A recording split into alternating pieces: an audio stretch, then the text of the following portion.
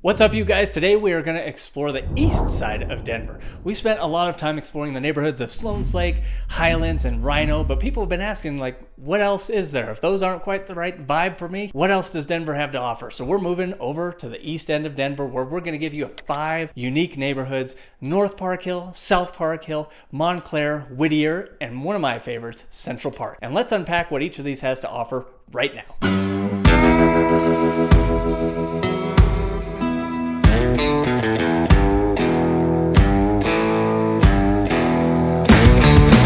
Guys, welcome back to the channel. If you haven't been here before, I'm Tim Kampmann. I'm a licensed realtor in the state of Colorado, and I help people relocate to Denver or one of our amazing suburbs. So if it's your first time here, thank you for watching. Feel free to download the free relocation guide I have linked in the description below. Give you a little bit more information on Denver as a whole, some things to do here, and our current housing inventory and prices. Also, if you're thinking of a move here, don't be afraid to call, text, or email. I help dozens of people relocate to the state, whether that's Denver or one of the amazing suburbs around Denver. I got your back on all things Denver real estate.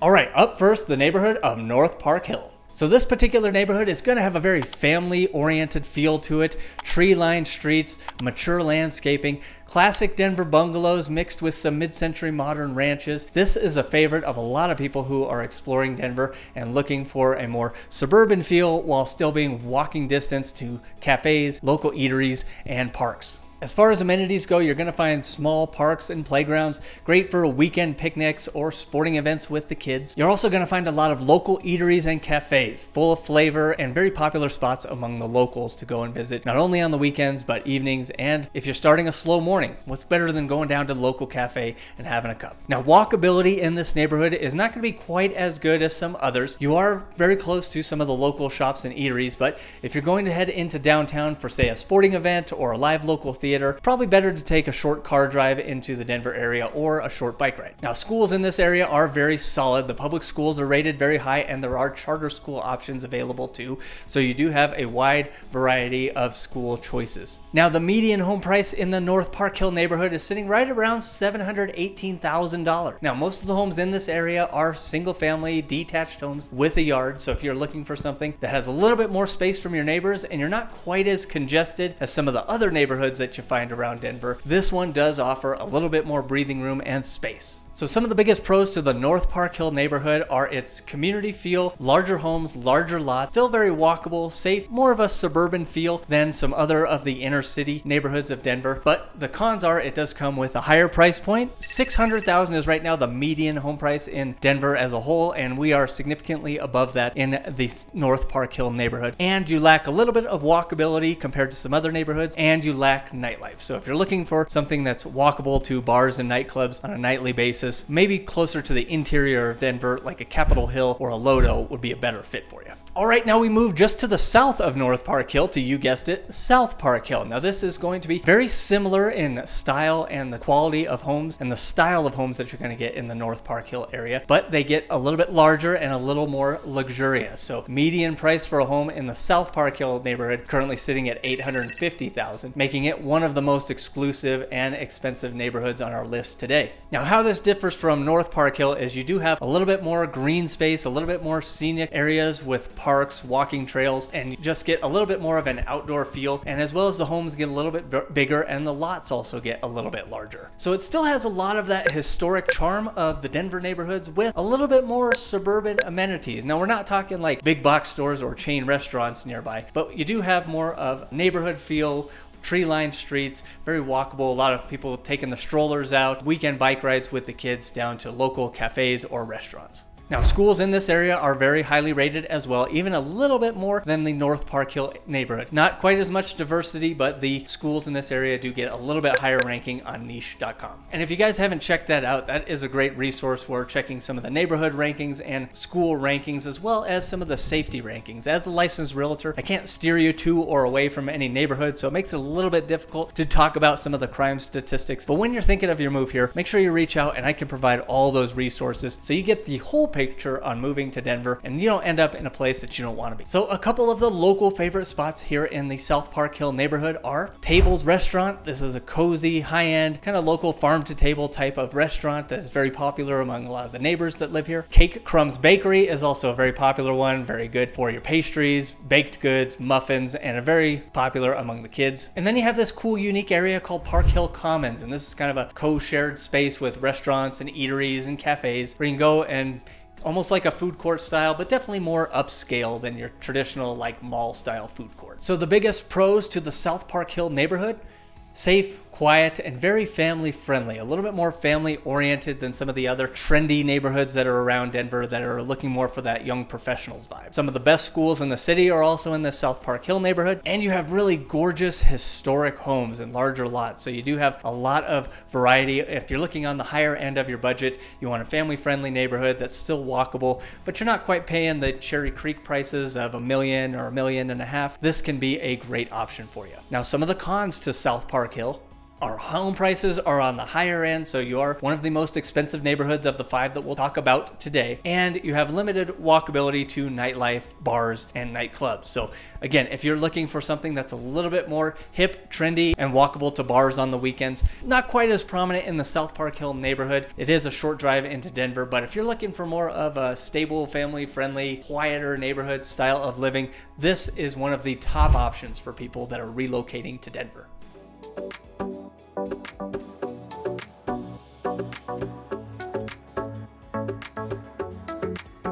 The next stop that we're making is Whittier. Now, Whittier is the neighborhood that's going to be closest to our downtown area, the furthest west of the neighborhoods that we're talking about today. And it also comes with a little bit better price point than some of the others. The average price of a home in the Whittier neighborhood is going to be right at $600,000, right in line with the median across all of Denver. Now, the homes here are going to be a bit smaller, but they're still going to have a lot of historic charm. You are a little bit stacked on top of each other compared to the neighborhoods of like South and North Park Hill, but the style of home is going to be a lot of Victorian and a lot of bungalow style. Now, the vibe of this neighborhood is going to be a little bit more edgy and a little bit more fast-paced, I would say, than the neighborhoods of South and North Park Hill, where it's more of a family-friendly environment. This is one of Denver's oldest and most historic neighborhoods, along with Sunnyside, and as a result, it kind of has a edgier feel to it. There is a lot of street art, murals painted on some of the buildings. You do have a lot of walkable cafes and restaurants, but it is going to be noisier as you are closer to that downtown area. Now, the schools in this particular area are kind of mixed rating. We have a few of them that are ranked very high, but we also have a few that fall down on the scale. So there's kind of a mixed bag here. That's why a lot of people that are thinking of future, having kids and wanting the best schools move a little bit further to the east. Sometimes on this interior of Denver, the school ratings can be very mixed. Now, walkability in this neighborhood comes out on top. It is the closest to lower downtown. So if you want nightlife, bars, restaurants, you have that right out your front door. If you want to get to a baseball game in the summer or an event at the Ball Arena, whether that's hockey, NBA, or a large scale concert, you have that accessible to you. And you also have the Denver Performing Arts Theater and Convention Center right near your neighborhood. While the neighborhood is a bit noisier and has a lot more traffic going on, walkability is top notch in this neighborhood. Whittier Cafe is a very popular coffee shop and kind of doubles as a community meeting space. They have a lot of seating and just a great place for you to get out and know some of the people that are in your community. And then we have Fuller Park. This is a great place to walk, and a lot of people are taking their dogs there to walk around and just burn off energy during the nice days here in Colorado. Now, the pros of the Whittier neighborhood are it is the most affordable on our list of neighborhoods today. It's very walkable and very close to downtown, and if you want to get downtown on a regular basis and just take your bike or take a scooter down there, this is the neighborhood that's probably going to be the closest and allow for the best commutability in that respect. Now, it does come with a little bit more noise, it does come with a little bit more congestion, and the homes are smaller compared to those in the North and South Park Hill neighborhoods. School options can also be hit or miss in this neighborhood, and a lot of this area is still going under some revitalization or gentrification, as they call it. So some of the older neighborhoods are being revitalized, which does make for property values to increase in this area quite a bit. So if you're looking for something that hasn't reached the peak of its appreciation and value, this can be a great option for you moving into Denver at a little bit lower of a price point with a lot of room to grow.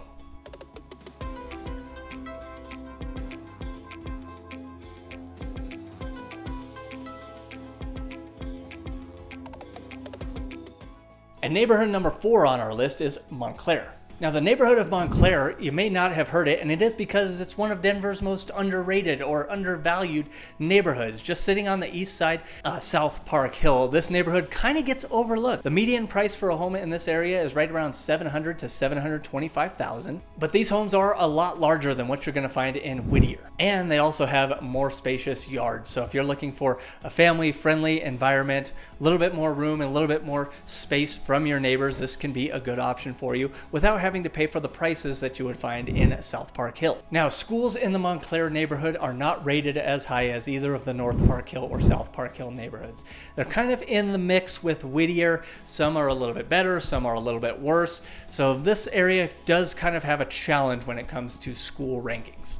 It also doesn't have quite as many parks to explore as some of those other neighborhoods. You will be kind of traveling outside the neighborhood to get to one of the parks. Now, a couple of cool places that people like to check out when they're exploring the Montclair neighborhood: the Montclair Civic Building, which is a historic building here in this neighborhood with a lot of cool architectural style. Good for just, seeing something that's a little bit different and unique, as well as the parks that are around it. And another place to check out is the Fiction Beer Company. Now, this is kind of a unique bar and restaurant idea because it is a book theme. So if you like reading and a library feel, this is a place you definitely want to check out. Now, pros and cons to this area. So the pros to this neighborhood are a little bit more space from your neighbors. Not only do you have a little bit larger home size, but you have a little bit larger lot space. So you're not right on top of your neighbors like you might find in the Whittier neighborhood. It is a little bit quieter and less congested than Whittier as well. A little bit more of a feel of a South Park Hill, although not as quiet as that neighborhood. And home prices are reasonable for what you get.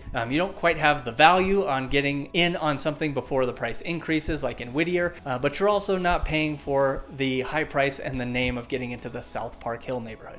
Now, some of the cons to this neighborhood are it's less walkable than the others, so you are more car dependent, and it does also have limited nightlife and bars to explore if you're into that again. Whittier is probably going to be the closest if you're into some nightlife, but these neighborhoods are significantly quieter than that area of Lodo and Whittier. And now we move north to Central Park.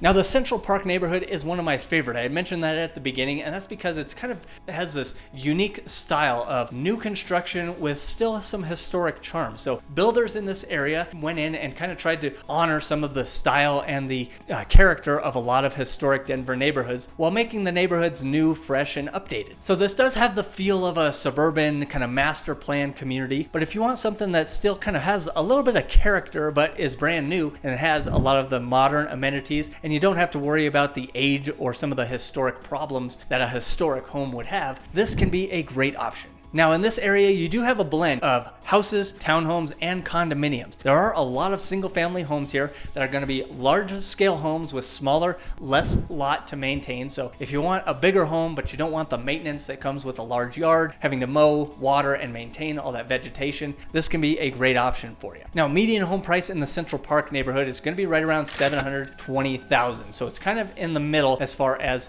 the range of values go that we talked about today. Now, schools in this area are very highly rated, some of the best in Denver. And since it is a newer community, you also are getting newer school buildings. So I know some of these older neighborhoods can have the historic charm of these schools, but some of them also have challenges and need to be updated in different ways. But you're not going to find that in the newer neighborhood of Central Park. Now, some cool places to check out around here and some local favorites are the Stanley Market. This is a giant food hall with amazing vendors. So if you're looking for something that, like I had mentioned earlier, is a great place to go for lunch or for dinner and have a wide variety of options and also get to meet the community, this is a great place to check out. Number 2 on the list is the Central Park itself.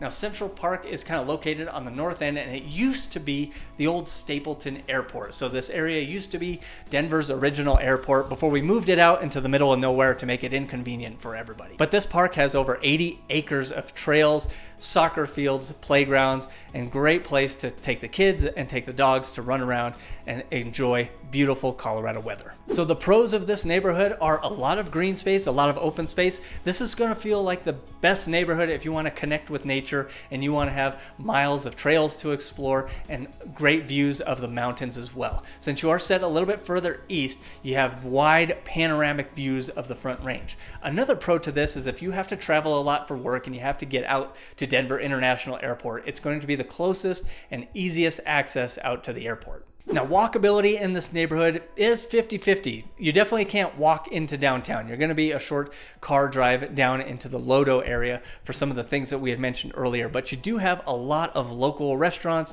local cafes, and local shopping to experience here. Now, cons to this neighborhood are a little bit higher of a price and a little bit further from the lower downtown area. So if you want to be right in the thick of it and close to bars, nightlife, and other high-end restaurants that are associated with downtown, this one's the furthest away and going to have the most suburban feel of any of the neighborhoods that we talked about today. Again, it is closer to the airport, and a con of that is it does come with a little bit more air traffic noise in this neighborhood. And lastly, this neighborhood does come with its own HOA, and some of those HOA fees can be high. Again, this is more suburban than urban living. So in those historic neighborhoods where they don't have an HOA, you also don't have the community amenities like swimming pools and trails that are maintained by the HOA. In this neighborhood you do, but you do have to balance that with paying the extra for the HOA fees. Now, most of the Central Park area has been built out, but there is still some pockets of it that are still under construction, so it can lead to a little more noise and congestion in that respect as well. So guys, which one was your favorite? Which one are you more interested in hearing more about and maybe taking even a deeper dive into some of these local neighborhoods? We have checked out all of the neighborhoods around Denver. I hope you guys check out some of the playlists of living in Denver and my Everything You Need to Know series about all the different suburbs in and around the metro area. If you're thinking of a move here, please call, text, email. I got your back on all things Denver real estate. And don't forget to download that free relocation guide linked in the description below. Be sure to like and subscribe, and we'll see you next week.